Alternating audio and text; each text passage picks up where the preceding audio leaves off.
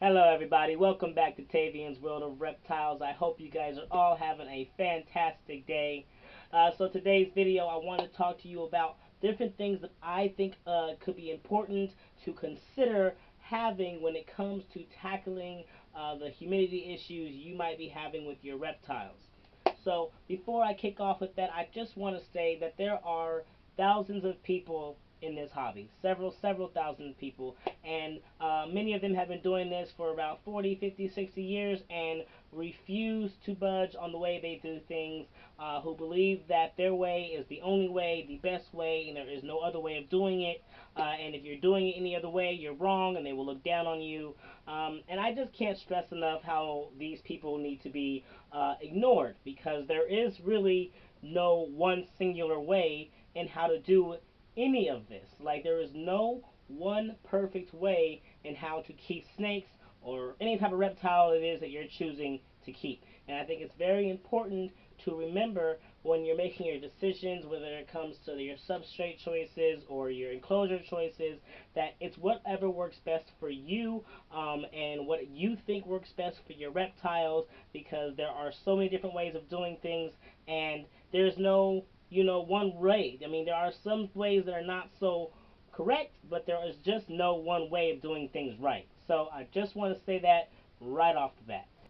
That being said, let's talk about some tools that I think are important to have when keeping animals that have humidity requirements. One of those things I think is important is actually a mister. Even if you have just one singular snake, okay, I think a mister is very important. Yes, you could have one of the most basic, just a spray bottle, if you only just have the one and it's reasonably small, but even with just one, constantly spraying that spray bottle can get to be a lot for the hands. Now, unless you have something like a corn snake, so that it doesn't actually require humidity levels to stay at a certain level regularly, besides just coming when it comes time to shed, like a corn snake does. But if you have something like a ball python or a boa, I think that even then, just getting an actual mister is really helpful, because it can just be a lot constantly doing this every couple of days. So I think a mister is really important. I like this mister because it allows me to actually just pump this a couple of times, and I can hit multiple different enclosures thoroughly without having to pump again. So, and I think that works really well, especially if you have multiple snakes. A mister is super important. Trying to do several snakes with just a spray bottle can be really hectic. It can be a pain in the butt. It can be hard on the hands, so a mister really helps. I also like it because it allows me to go in there and interact with the snake before, actually handling the snake. Not just spraying it down, but just going in there and touching the snake, kind of like you would if you had a hook. So it kind of has multi-purposes.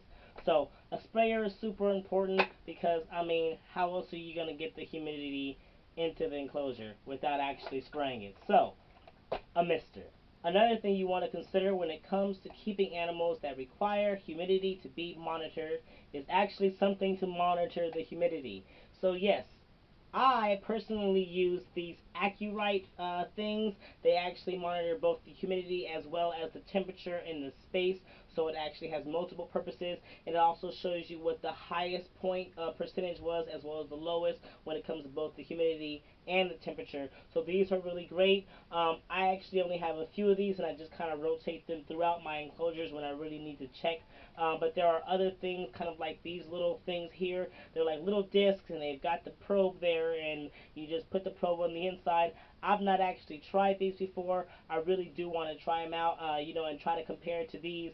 And if it actually works out, I'd want to get one for each and every one of my enclosures, because those are actually really cheap from what I've seen, and I think it would be just really nice to be able to just have those in there for monitoring of humidity levels regularly, instead of just having to move this around. There are some people, who just have one of these in every single one of their enclosures. I have 16 snakes. I do not have 16 of these. I've had more than these at one point, but over time, either they've broken, or they got way too humid and shorting out on me. But yeah, so these are something that you want to consider having. Otherwise, you can't monitor your humidity levels. I don't personally always depend on these. Yes, I do use them, and yes, I'll put them in through my enclosures and rotate them through.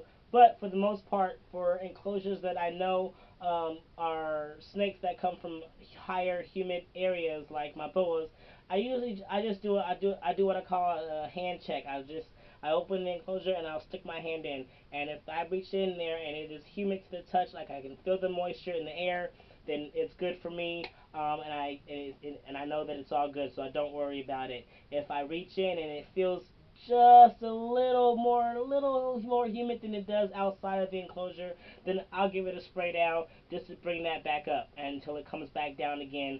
I don't let it get down to the point where it's as dry outside of the enclosure, inside of the enclosure as it is outside of it, because this place is actually really warm. Therefore, it's actually really dry out here. My last place stayed pretty humid, but it actually stayed really dry here. So, like reaching in and doing the field thing is it's just so well, it works well here because it's definitely a difference between outside of the enclosure and inside of the enclosure. So that's how I, test my humidity levels for those that need it. But this is also a super important thing to have, especially if you're a beginner who just really need to be checking everything meticulously, and don't want to take any chances. It's something to have. You want to be able to monitor your humidity levels, because you don't want your snakes to not be in the proper setting. So something else to have is something to actually monitor the humidity in your enclosures. Next thing you want to consider is your substrate. There are so many different substrates out there to be used, so many choices, and everyone uses all different things. Some people choose to use paper, some people choose to use aspen, some people choose to use the Reptibark chips, some people choose to use the compressed cocoa fiber things. It's really it varies. It varies from snake to snake. It varies from keeper to keeper. It varies just in whatever it is that you are wanting to visually see in your enclosures, if that's something that you're going after. Right now, for me personally, I have all of my snakes on paper, and that is not because I want them to be on that. Not everybody is on paper, but 90% of my snakes are on paper, and that's because I recently moved. I actually despise this paper business. I hate it with a passion. I don't understand how people can keep their snakes just on paper. It requires so much more when it comes to keeping the humidity levels up. For me personally, I have to spray them so regularly, it just dries out so quickly. It does not hold humidity for anything.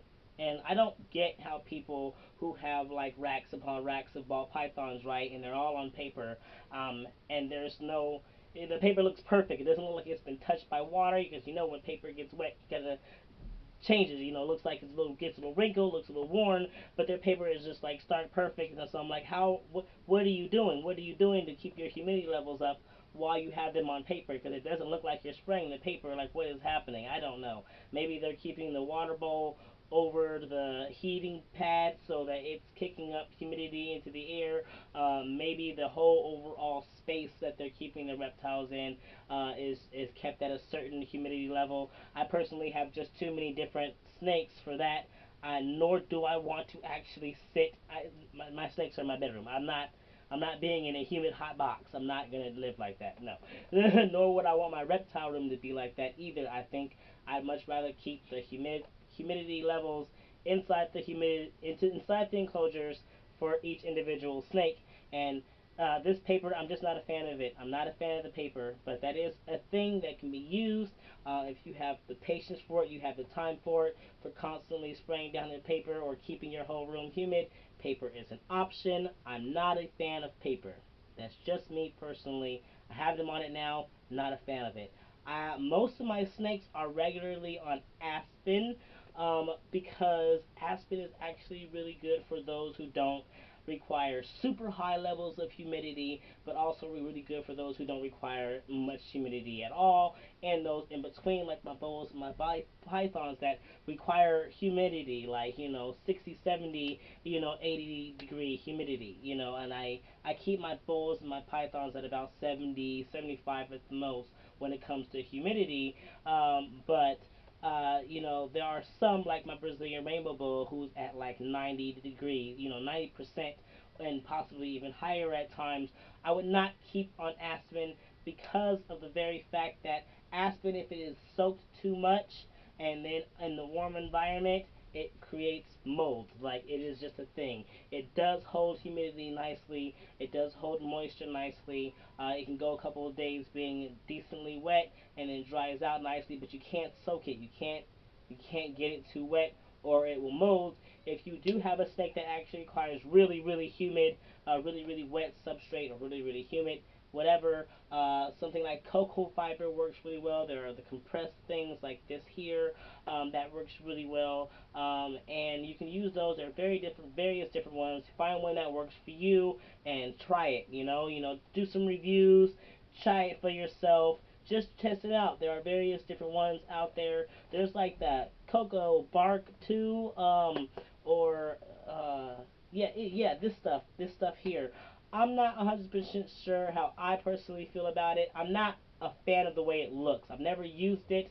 I'm just visually not drawn to it. I don't like the big barky chunks, I guess. Like, maybe not that solely. Like, I guess I would probably mix it with something. I'm just not a fan of that by itself. So, there's that. I'm not a fan of that stuff, but there's various just different substrates out there, and I just suggest you do your own research.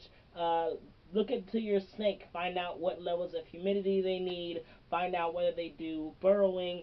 I would not use aspen for my sunbeam snake because while it does hold burrows nicely, I just don't think it would just be very pleasant for a snake that spends 95% of its time in the soil out in the wild to just be in like this wood chippy stuff all the time. So I don't use it for that particular snake. I also don't use it for Rafiki, my blood python, because he also does a bit of burrowing, and while it is okay for him, especially for his humidity needs, it works for him.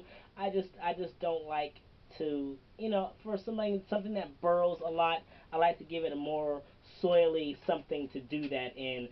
Aspen does work for burrowing snakes. It can hold burrows very nicely. It works really good for my rosy boa. She likes to burrow in hers, and it works really good for my boa rumpelstiltskin that also likes to burrow. But just for snakes that really do spend a lot of time burrowed, I like to give them actually something more soil-like to do that with. So these are just my preferences. I've got some snakes that have aspen, some snakes that have soil, and some that will have a mix of both. I will do that sometimes. So it's really just what you want to have with your snakes, is what you find visually appealing, and it works best for you and your environment and how you think it works with keeping your humidity levels up. Like, there are different substrates out there. Try them out. All work different ways when it comes to keeping up your humidity levels. So, substrates, very important. Look into it. Think about it. Do your research. Don't choose one specific substrate and just go with it. Try them all. Try different ones. I like to. So, yeah. And last but not least, and this is a debatable one because it's been a constant debate for I think as long as there have been snakes. You know what I'm saying? Like, in being kept in captivity, should I say? And it's what your enclosure is. There are a lot of people that think you have to have a very specific enclosure to keep up the humidity levels. Some people choose to keep their snakes in tubs because that is the best way for them to keep their humidity levels up. There are some people that actually purchase like enclosures specifically meant for snakes or reptiles that they think are best for keeping humidity levels up. Okay, there are people like myself who will take furniture items and convert them over into being reptile enclosures, and it works just fine for them because they figured out ways of keeping their humidity levels up with that. There are some people who keep their snakes in glass tanks with screen lids successfully, and they have figured out how to ways to keeping their humidity levels up. That screen tank glass thing has been a debate for as long as I have can remember it ever being talked about.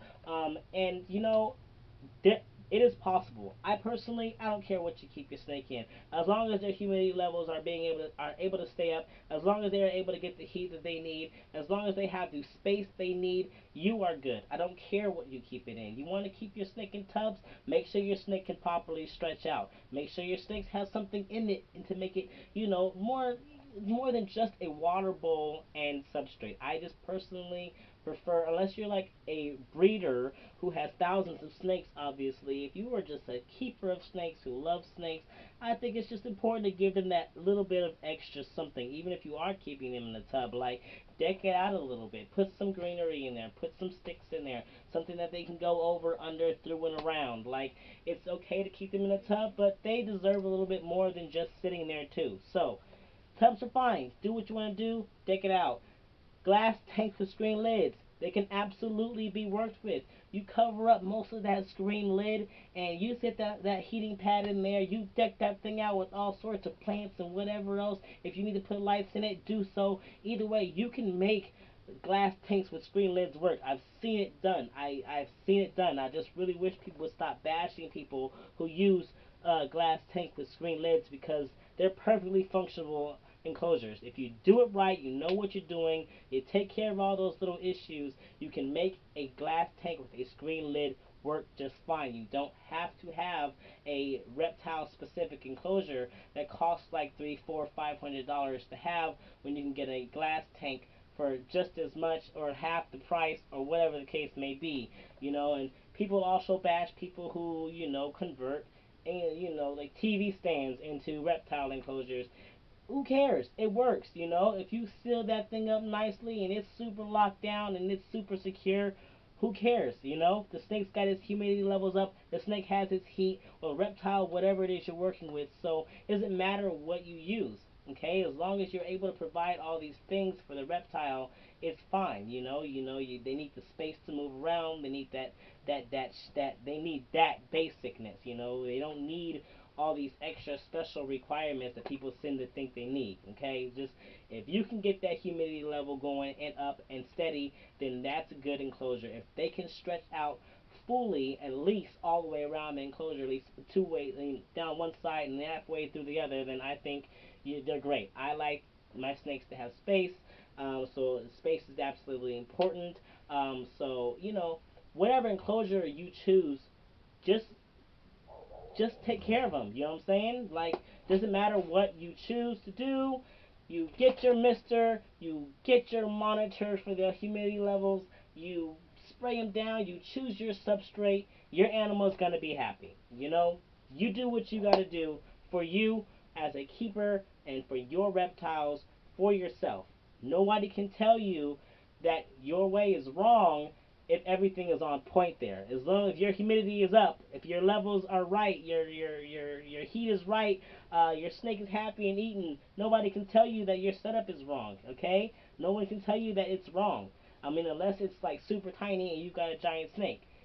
The only thing somebody can tell you wrong is that if your snake is not in a size, an enclosure that is to size. I think that's the only thing anybody can really say.